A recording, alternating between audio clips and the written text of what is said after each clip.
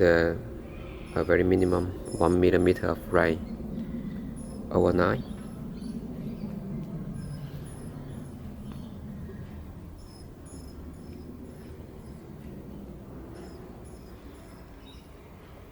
Still a bit of drizzling.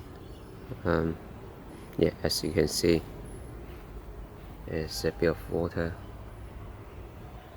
on the side. You would need to get in and get out. When you unzip from these two and free it over, the rain would just, the water will just drip a little bit inside the tank.